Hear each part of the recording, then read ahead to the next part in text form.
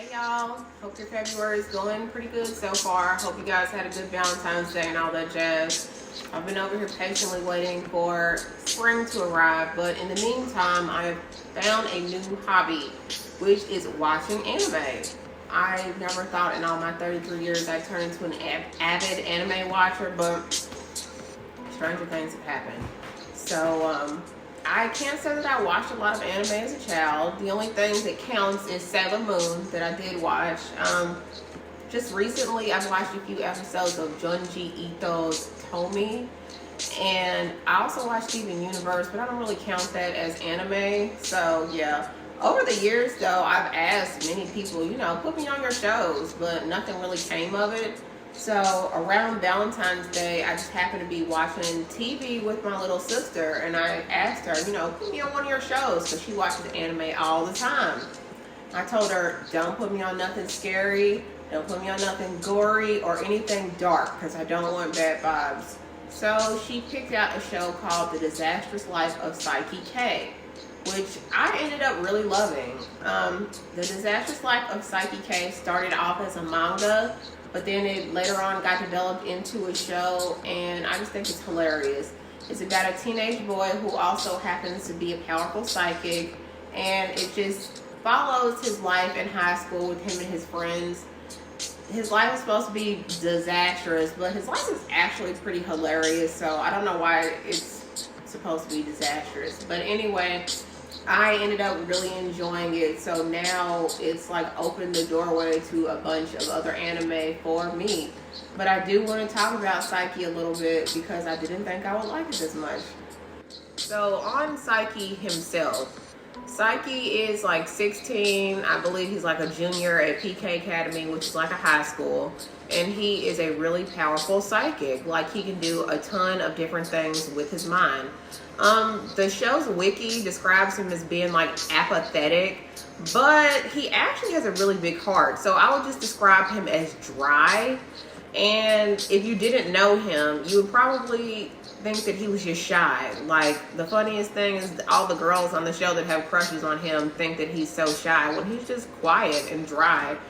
But he's actually very kind, and he also seems like to have a lot of integrity and be big on principle, because most of the time when he's using his power, it's to save the day for somebody or to help ease somebody else or whatever. And his parents, they get on his damn nerves like most teenagers, but he loves them too. Like, he loves them to death. And the show's wiki also paints him as having no friends, but all those kids really seem to love him. Like, they're always hanging around him, they're always at his house, or walking with him, inviting him to play games or go traveling or do something. So I don't really agree with them saying he has no friends. He got his whole little clique. He also has a favorite dessert. Like, this is how you can tell he's a teenager. His favorite dessert is coffee jelly, which he eats like every other episode. I had never even heard of coffee jelly before this, but now I want to try it. Now I want to try making it because I like coffee. One of the best things about Saiki to me is actually not just his power, it's his sense of humor. Like, I love dry humor. That's one of my favorite things to watch on shows. So it makes even the little slapstick scenes that all his goofy friends are in, it makes it hilarious because he's dry and he's so smart. I love it. Though he is powerful, his power does seem to have limits. And on top of that, he has to like keep a restraint on them. So he has two little controllers on the side of his head that like keep his powers in check. So what all are Saiki's powers? Like, what all can he do? I would go so far as to say like the range of his powers, like what all he can do is probably unlimited, but the scope, like the intensity of his powers, is limited. So from what all I saw of this show, he is a psychic and a mind reader. He is a cyclomancer, which means he can control objects and outcomes with his mind. He is an astral projector because he astral projected in the show, and he was communicating in the astral realm with Nendo's dad, who passed on. He does psychometry, so I guess he was a psychometrist. He can teleport. He can warp reality. And he has, of course, he has superhuman strength, which really goes back to cyclomancy. Without his glasses, he turns people to stone like a Gorgon. He's a magician. He can lay curses on people. Like he just speaks curses on people. He makes himself, or he can make himself really small, and he can also turn himself into a girl, which I guess is glamour magic, which goes back to being a magician. I learned that all of this makes him, or classifies him as a OPMC, which is an overpowered main character. I guess it's kind of common in anime, which I have yet to find out, but I don't know, like, it just made everything really interesting. And he never abuses his power, so it's always interesting to see, okay, well, what else can Saiki do on this episode? I think the last thing that I found super interesting about Saiki K was that he is asexual. Like, Saiki ain't got time for nobody on the show, and that's what makes it also hilarious, because the girls just think that he's shy, and really, he can hear what they're thinking. He's just not interested. He doesn't go one way or the other. He's trying to live his life. But they think that it means that, like, he's scared of them, he's scared to approach, and when he continuously doesn't pay them any mind, then they, like, start to become, like, Prussian and gone off of him, and he still doesn't have time for them. I think it is interesting because I've never seen a show that, like, represented asexual people before. And if that is something else that anime has, then I mean, I'm all for seeing that, because it makes you focus on the character more than anything else, and not like ship people, even though people shipped Saiki with like the girls on the show anyway. And he did eventually start to have romantic feelings for somebody, but not until like other seasons than the first. But for the first season, he was not having it from anybody, and it was fun to watch. So let's get into Saiki's clique. Like, let's get into his friends, because they're all hilarious in their own right alongside Saiki. And I want to start with Ricky Nindo, because I feel like that's his best friend. I feel like that's who he's closest to in the group. Ricky Nindo gives off the dumb jock stereotype, like he's really big and he's really strong, but he's not that smart. Like, he's dumb as a brick, actually.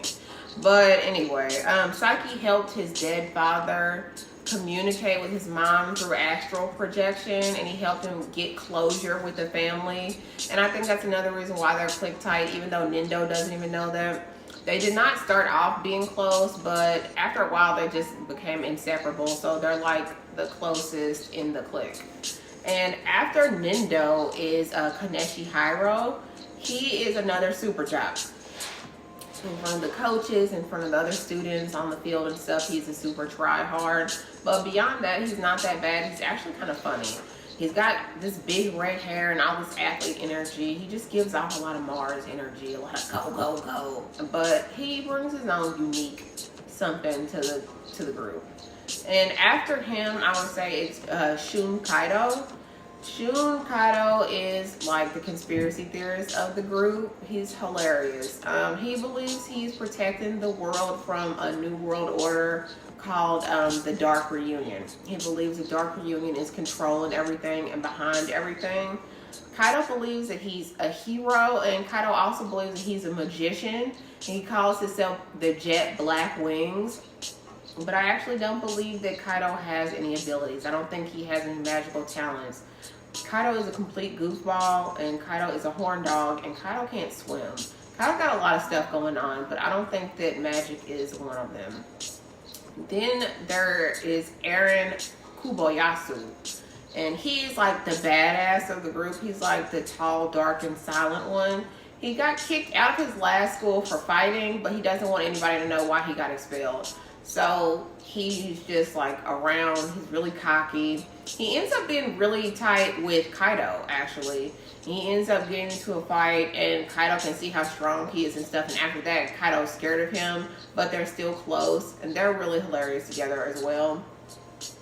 After Kuboyasu is Reida Toritsuka, and he's another goofball, but he does have some magical powers, unlike Kaido.